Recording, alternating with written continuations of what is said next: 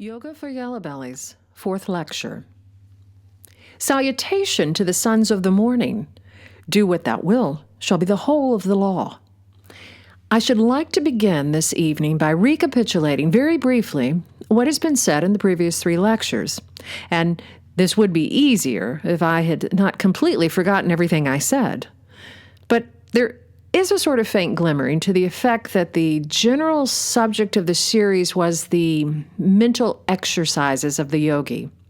And the really remarkable feature was that I found it impossible to discuss them at all thoroughly without touching upon, first of all, ontology, secondly, ordinary science, and thirdly, the high magic of the true initiates of the light. We found that both ontology and science, approaching the question of reality from entirely different standpoints and pursuing their researches by entirely different methods, had yet arrived at an identical impasse. And the general conclusion was that there could be no reality in any intellectual concept of any kind, that the only reality must lie in direct experience of such a kind that it is beyond the scope of the critical apparatus of our minds. It cannot be subject to the laws of reason. It cannot be found in the fetters of elementary mathematics. Only transinfinite and irrational conceptions in that subject can possibly shadow forth the truth in some such paradox as the identity of contradictories. We found further that those states of mind which result from the practice of yoga, properly called trances, because they actually transcend the conditions of normal thought. At this point, we begin to see an almost insensible drawing together of the path of yoga, which is straight and, in a sense, arid, with that of magic, which may be compared with the Bacchic dance or the orgies of Pan. It suggests that yoga is ultimately sublimation of philosophy, even as magic is a sublimation of science. The way is open for a reconciliation between these lower elements of thought by virtue of their tendency to flower into these higher states beyond thought, in which the two become one. And that, of course, is magic, and that, of course, is yoga. We may now consider whether, in a view of the final identification of these two elements in their highest, there may not be something more practical than sympathy in their lower elements. I mean, mutual assistance. I'm glad to think that the path of the wise has become much smoother and shorter than it was when I first trod it, for this very reason that the old antinomies of magic and yoga have been completely resolved. You all know what yoga is. Yoga means union. And you all know how to do it by shutting off the din of the intellectual boiler factory and allowing the silence of starlight to reach the ear. It is the emancipation of the exalted from the thrall of the commonplace expression of nature. Now, what is magic? Magic is the science and art of causing change to occur in conformity with the will. How do we achieve this? By exalting the will to the point where it is master of circumstance. And how do we do this? By so ordering every thought, word, and act in such a way that the attention is constantly recalled to the chosen subject. Suppose I want to evoke the intelligence of Jupiter. I base my work upon the correspondences of Jupiter. I base my mathematics on the number 4 and its subservient numbers, 16, 34, 136. I employ the square of rhombus. For my sacred animal, I choose the eagle, or some other sacred to Jupiter. For my perfume, saffron. For my libation, some preparation of opium, or a generous and sweet and yet powerful wine such as port. For my magical weapon, I take the scepter. In fact, I continue choosing instruments for every act in such a way that I am constantly reminded of my will to evoke Jupiter.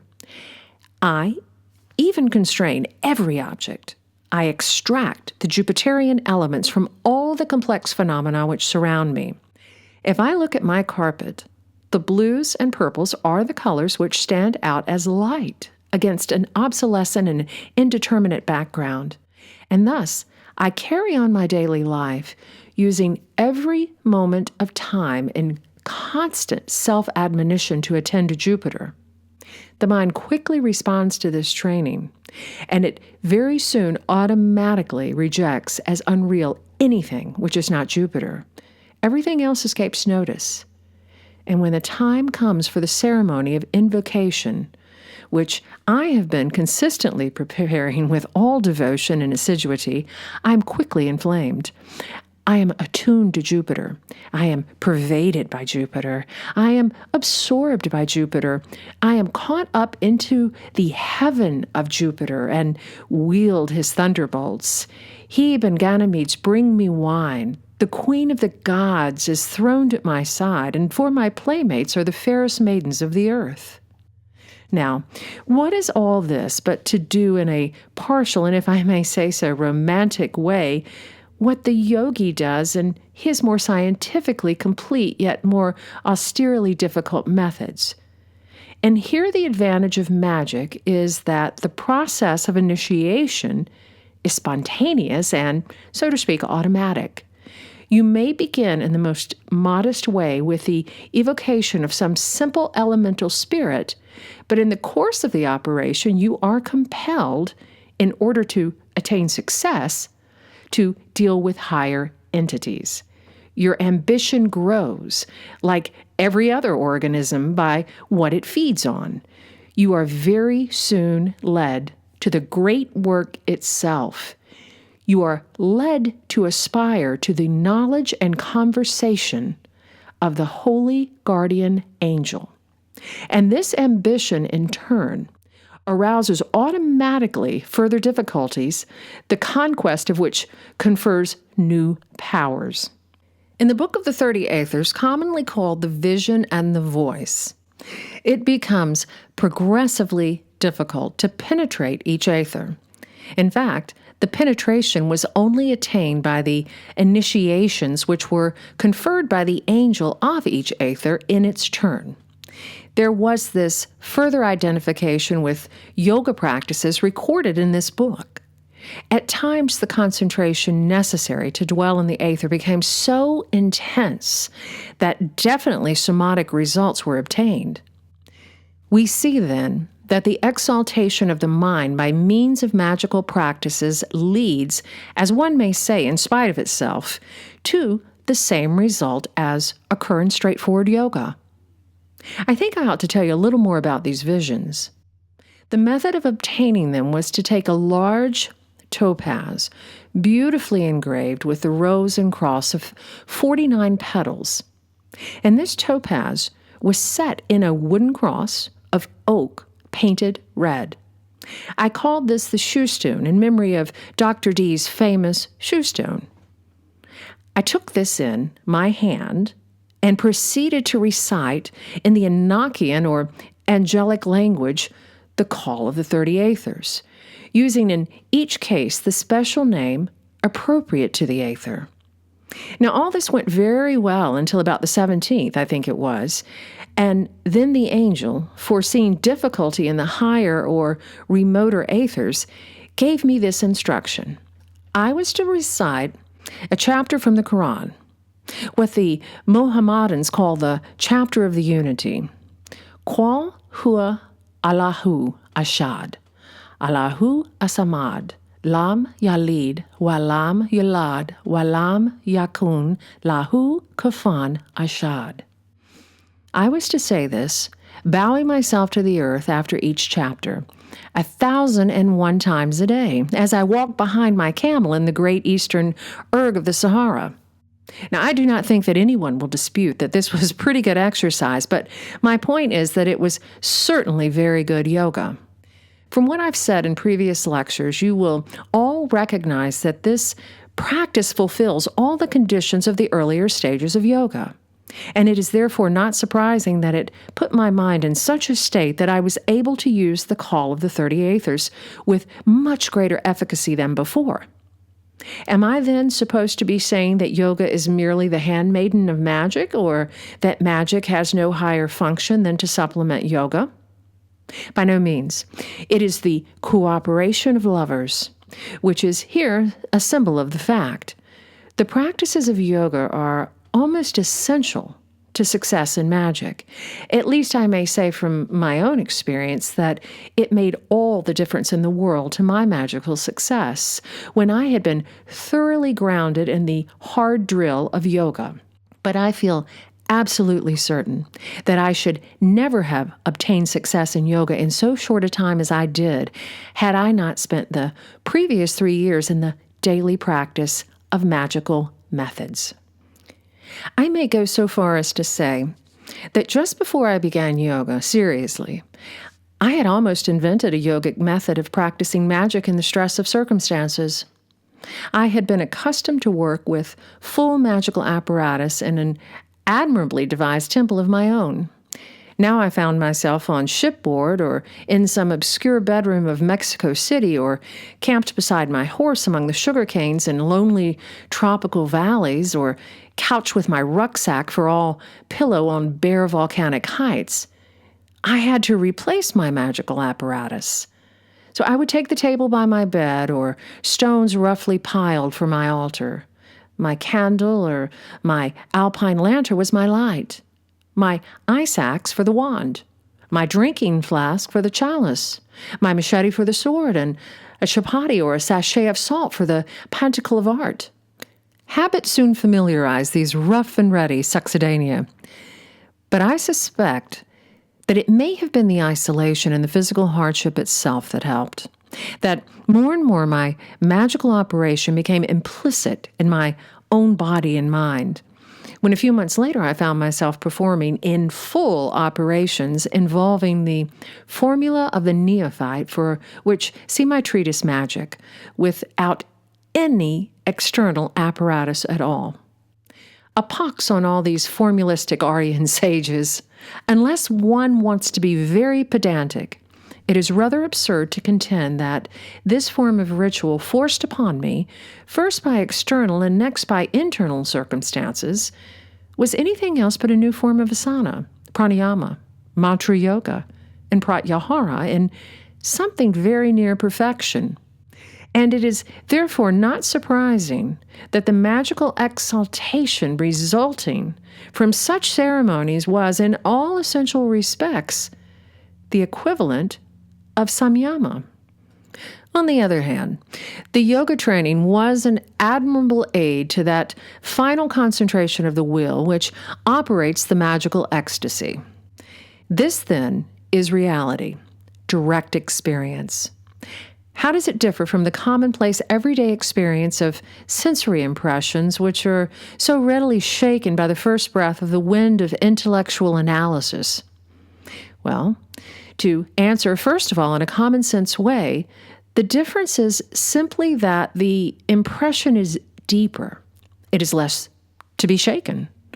Men of sense and education are always ready to admit that they may have been mistaken in the quality of their observation of any phenomenon, and men a little more advanced are almost certain to attain a placid kind of speculation as to whether the objects of sense are not mere shadows on a screen. I take off my glasses. Now I cannot read my manuscript. I had 2 sets of lenses, one natural, one artificial. If I had been looking through a telescope of the old pattern, I should have had 3 sets of lenses, 2 artificial. If I go and put on somebody else's glasses, I shall get another kind of blur. As the lenses of my eyes change in the course of my life, what my sight tells me is different. The point is that we're quite unable to judge what is the truth of the vision. Why then do I put on my glasses to read?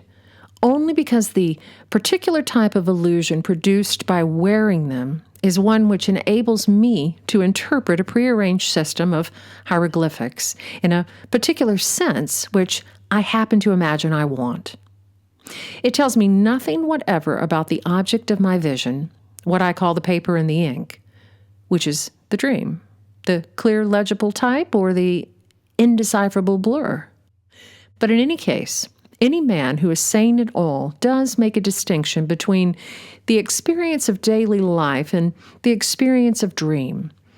It is true that sometimes dreams are so vivid and their characters so presently uniform that men are actually deceived into believing that places they have seen in dreams repeatedly are places that they have known in a waking life.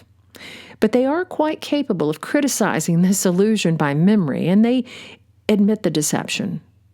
Well, in the same way, the phenomena of high magic and Samadhi have an authenticity and confer an interior certainty, which is to the experience of waking life as that is to a dream.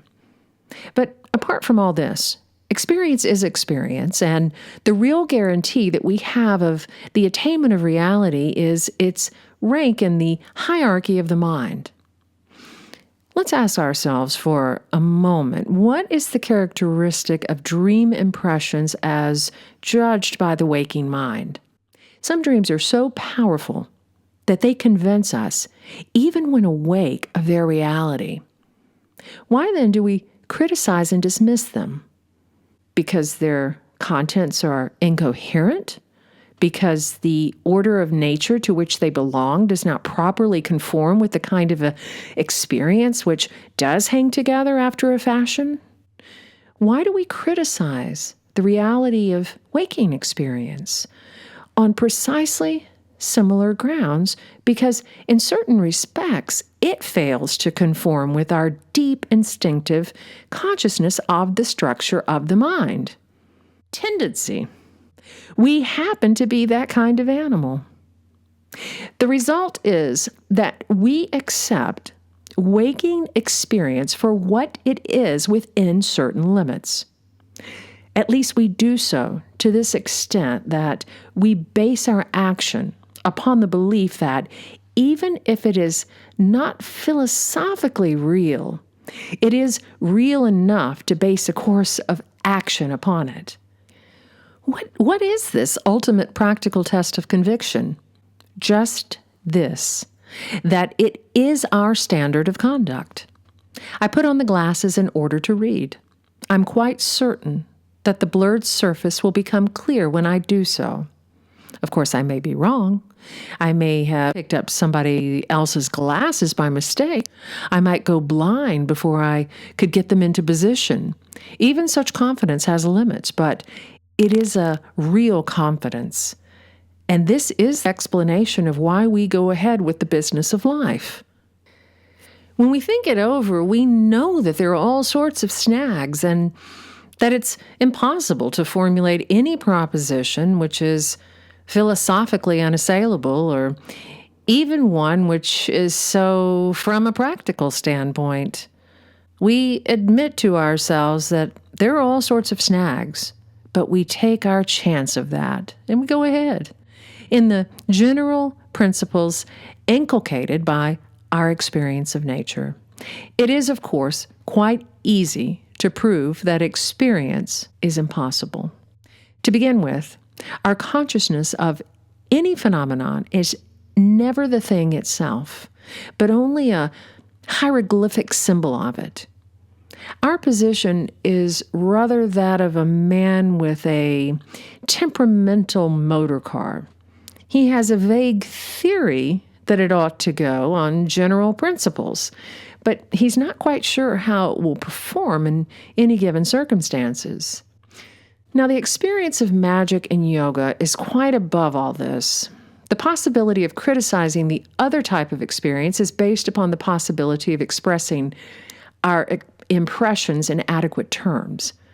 And this is not at all the case with the result of magic and yoga.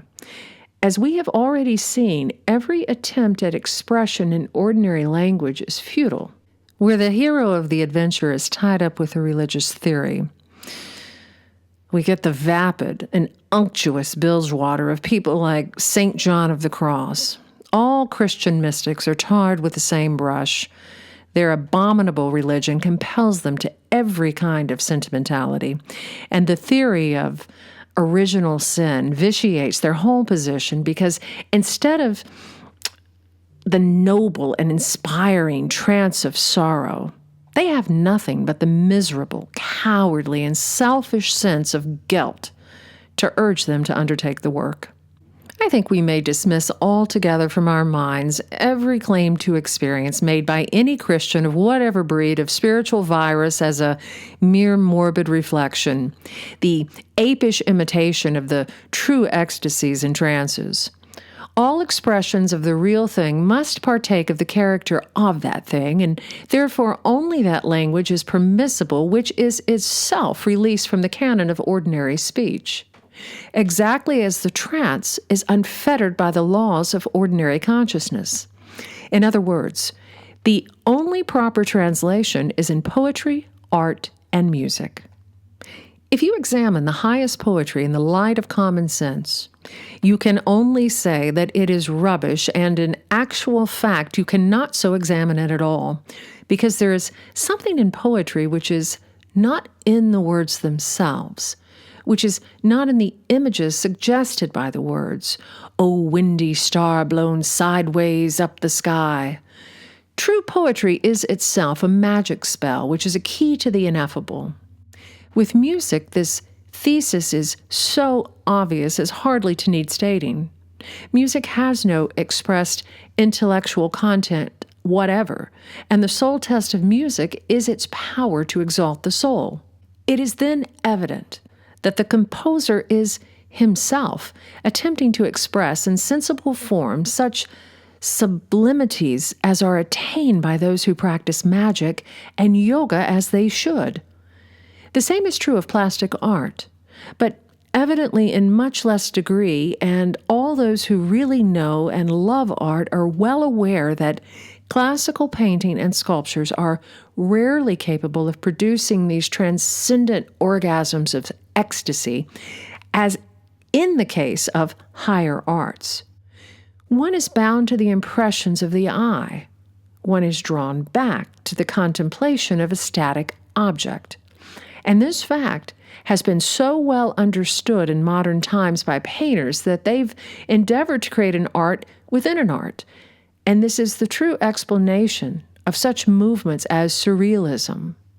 I want to impress upon you that the artist is in truth a very much superior being to the yogi or the magician. He can reply as St. Paul replied to the centurion who boasted of his Roman citizenship, "With a great sum obtained I this freedom." And Paul, fingering the old school tie, sneered, "But I was born free." It is not for us to inquire as to how it should happen that certain human beings possess from birth this right of intimacy with the highest reality. But Blavatsky was of this same opinion, that the natural gift marks the acquisition of the rank in the spiritual hierarchy to which the student of magic and yoga aspires. He is, so to speak, an artist in the making, and it is perhaps not likely that his gifts will have become sufficiently automatic in his present incarnation to produce the fruits of his attainment. Yet, undoubtedly, there have been such cases, and that within my own experience. I could quote the case of a man, a very inferior and wishy-washy poet who undertook for a time very strenuously the prescribed magical practices. He was very fortunate and attained admirable results. No sooner had he done so that his poetry itself became flooded with supernal light and energy. He produced masterpieces, and then he gave up his magic because the task of further progress appalled him. The result was that his poetry fell completely away to the standard of wet blotting paper. Let me tell you also of one man, almost illiterate, a Lancashire man who had worked in a mill from the age of 9. He had studied for years with the top sophists with no results. Then he corresponded with me for some time, and he still had no results. He came to stay with me in Sicily. One day, as we went down to bathe, we stood for a moment on the brink of the cliff which led down to the little rocky road cove with its beach of marvelous smooth sand. I said something quite casually. I've never been able to remember what it was, nor could he ever remember, but he suddenly dashed down the steep little path like a mountain goat and threw off his cloak and plunged into the sea. And when he came back, his very body had become luminous. I saw that he needed to be alone for a week to complete his experience, so I fixed him up in an alpine tent in a quiet dell under broad-spreading trees at the edge of a stream. From time to time, he sent me his magical record, vision after vision of amazing depth and splendor. I was so gratified with his attainment that I showed these records to a distinguished literary critic who was staying with me at the time. A couple of hours later, when I returned to the Abbey, he burst out upon me with a flame of excitement. "Do you know what this is?" he cried. I answered casually that it was a lot of very good visions. "Brother, your visions," he exclaimed. "Didn't you notice the style? It's pure John Bunyan." And it was. But all this is neither here nor there. There's only one thing for anybody to do on a path, and that is to make sure of the next step. And the fact, which we all have to comfort, is this: that all human beings have capacities for attainment, each according to his or her present position. For instance, with regard to the power of vision on the astral plane, I've been privileged to train many hundreds of people in the course of my life, and only about a dozen of them were incapable of success. In one case, this was because the man had already got beyond all such preliminary exercises. So his mind immediately took on the formless condition which transcends all images, all thoughts. Other failures were stupid people who were incapable of making any experiment of any sort. They were a mass of intellectual pride and prejudice, and I sent them away with an injunction to go to Jane Austen. But the ordinary man and woman get on very well, and by this I do not mean only the educated. It is, in fact, notorious that among many of the primitive races of mankind, strange powers of all kinds develop with amazing fluorescence. The question for each one of us is then, first of all, to ascertain our present positions. Secondly, to determine our proper directions. And thirdly, to govern ourselves accordingly. The question for me is also to describe a method of procedure which will be sufficiently elastic to be useful to every human being. I have tried to do this by combining the two paths of magic and yoga. If we perform the preliminary practices, each according to his capacity, the result will surely be the acquisition of a certain technique, and this will become much easier as we advance, especially if we bear it well in mind not to attempt to discriminate between the two methods as if they are opposing schools, but to use the one to help out the other in an emergency. Of course, nobody understands better than I do that although nobody can do your work for you, it is possible to make use, to a certain very limited extent, of other people's experience. And the great order, which I have the honor to serve, has appointed what I think you will agree is a very satisfactory and practical curriculum. You are expected to spend 3 months at least on the study of some of the classics on the subject. The chief object of this is not to instruct you, but to familiarize you with the groundwork, and in particular, to prevent you getting the idea that there is any right or wrong in matters of opinion. You pass an examination intended to make sure that your mind is well grounded in this matter, and you become a probationer. Your reading will have given you some indication as to the sort of things you are likely to be good at, and you select such practices as seem to you to promise well. You go ahead with these and keep a careful record of what you do and what results occur. After 11 months, you submit a record to your superior. It is his duty to put you right where you have gone wrong, and particularly to encourage you where you think you have failed. I say this because one of the most frequent troubles is that people who are doing excellent work throw it up because they find that nature is not what they thought it was going to be. But this is the best test of the reality of any experience. All those which conform with your idea, which flatter you, are likely to be illusions. So you become a neophyte and attack the task of zealator. There are further grades in this system, but the general principles are always the same. The principles of scientific study and research. We end where we began. The wheel has come full circle. We are to use the experience of the past to determine the experience of the future, and as that experience increases in quantity, it also improves in quality. And the path is sure, and the end is sure. For the end is the path. Love is the law. Love under will.